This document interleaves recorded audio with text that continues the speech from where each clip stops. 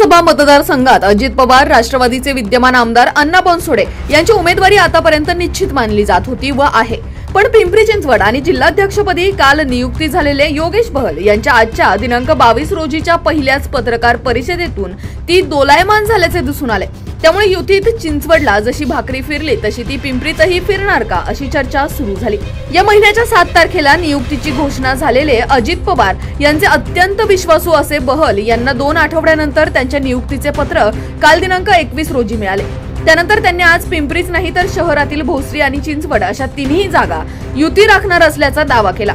पिंपरीतून नवा चेहरा देण्याची मागणी झाली असून बनसोडेंविरोधात पदाधिकारी व माजी नगरसेवकांची नाराजी असल्याचे बहल यांनी यावेळी सांगितले।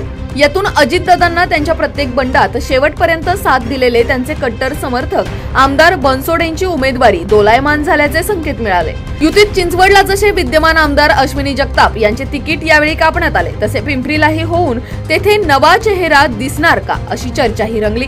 निवडून येईल या निकषावर पिंपरीतील उमेदवार 2 दिवसात जाहीर केला जाणार असल्याची माहिती बहल यांनी दिली।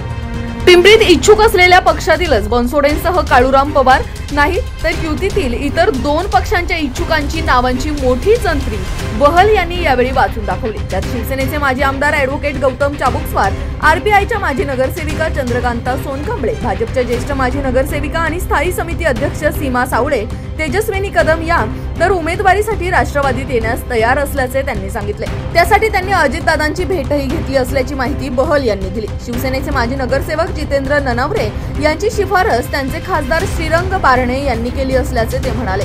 बनसोडेंना तिकीट द्यायचं नाही वा नवीन उमेदवार द्यायचा नाही असंही नाही असे सांगत त्यांनी पिंपरीतील उमेदवारीचा सस्पेन्स वाढवलाय।